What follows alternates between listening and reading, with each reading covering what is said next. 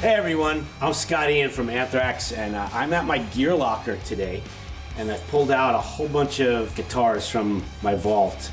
I'm gonna give you my history of Jackson guitars. We're gonna start here. This, my friends, is the Randy Rhoads Concord.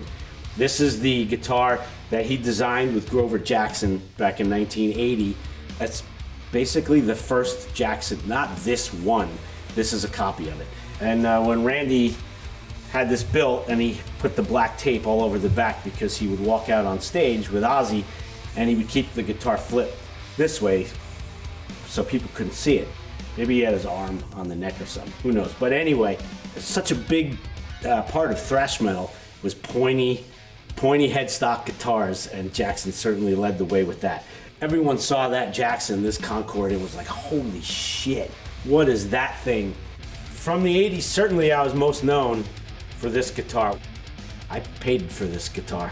And even in 1982, a custom shop, Rhoads cost a lot of money. I'm thinking probably like in the high twos, $2,700, $2,800 that I had worked my ass off. I used this on all the touring for spreading the disease among the living. But yeah, I mean, it's kind of iconic. I still use it. I still bust it out on every album. The original finish of this guitar was leopard. It had a leopard, like a yellow and black leopard finish. And it came, and I didn't like the finish at all. Yeah, I sent it back with these designs, very rudimentally drawn on a big piece of paper with, like, it said "not" on this horn, and there was an Anarchy A, and the New York NYHC thing was here, which eventually I put the Sergeant D sticker on, and I have a Fear sticker here, and I have all the not, like, that's the one. Original Duncan pickup in there, all rusty. Still sounds great. The soloist shape, basically the pointy headstock version of the Strat, which I love so much. And this is the first Jackson I had built as an endorsed artist. But I had the Rhoads before this, but this is the first one I ever had built. They built it at some point in '88, I think. I probably got it in '89.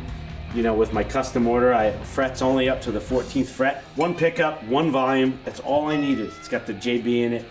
Very similar neck to the San Dimas Charvels that I loved so much back then as well. Again, another beast that I toured with this so much. 89, 90, 91, 92, all those years until I took it off the road. Also, still sounds amazing. So this is what I designed, a new soloist. I called it the T1000, based off that liquid metal Terminator from Terminator 2. And I did the silverburst. I wanted a silverburst soloist because I felt like, certainly in 2009, you weren't seeing many silverbursts. It's very much, obviously you find something good. If it ain't broke, you don't fix it. And so, from a guitar that was built in '88 to a guitar that was built in '09, and obviously I didn't really need to change much. It's I did the high voltage inlays with the lightning bolts as just a little tribute to Angus and Malcolm. I've got many iterations of these T1000s. I've got another one here. 2 pickup model with a Floyd. It has a kill switch on it. It has my son's name inlaid on the neck. Just great sounding workhorse, utilitarian, get the job done guitars. So yeah, the In the End guitar, and custom painted with Dimebag and Ronnie. Art was done by Mike Learn, just an amazing artist. And he was able to realize my lyrics on the guitar, and I would play this for In the End every night until I retired it, because once again, I always get that way with certain guitars. I get to a point where I start getting paranoid that something's going to happen to them, and it's just time for them to stay home.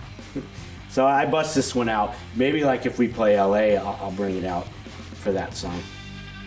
Oh, this one, yeah. We did the Among the Living soloist a few years back when it was, I believe, would have been the 30th anniversary of Among, 87, yeah, with the big ATL And it's got the, if you look up really close, you can see the Thraxogram inlays on the neck as well. Just beautiful custom work. I've always been a flying V guy, obviously since the early days. I love the Rhoads so much. I just love flying Vs, and Jackson of course has the King V. So they sent this one out to me on tour. Very, you know, kind of very, again, one pickup, one volume. And I started playing this on tour, and it sounded great. And I love the feel of it, and I love the look of it.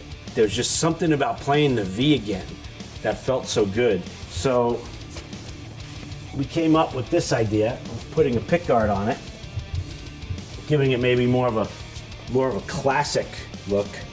But it's my number one. This is the best sounding guitar I own. So this one doesn't ever leave anymore, because you can even see like some of the damage that's been done to it live. And it's really the patina has really gotten more, you know, kind of yellow, more cream in it. It used to be whiter. I love the way it's aging. Love the look with the pickguard, with the pointy ends. Just everything about this guitar. I fell in love with it. It's got my nickname that Daryl coined, Baldini, so many years ago. He started calling me Baldini.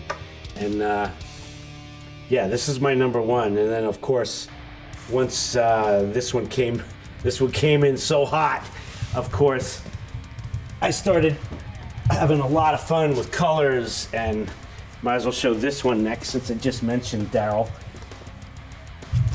I had this one custom done in what they call the dime slime finish. You know, Daryl was pretty well known for his dime slime guitars.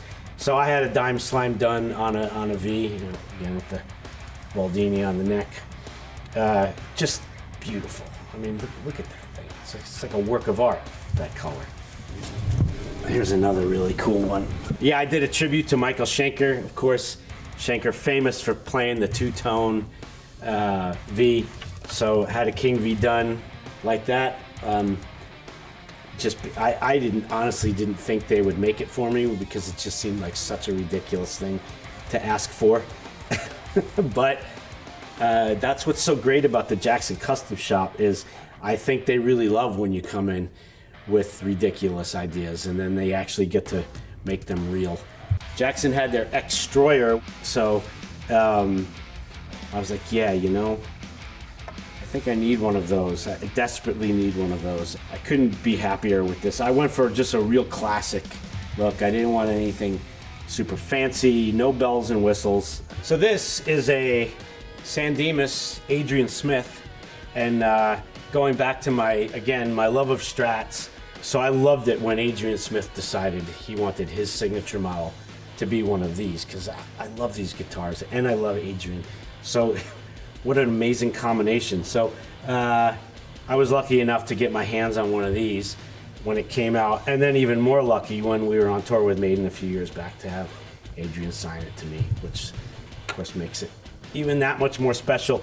And I do play this guitar quite a bit. I just always make sure to not lean on the Sharpie so it doesn't wear away. I was playing this guitar on tour when I first got back with Jackson in '09.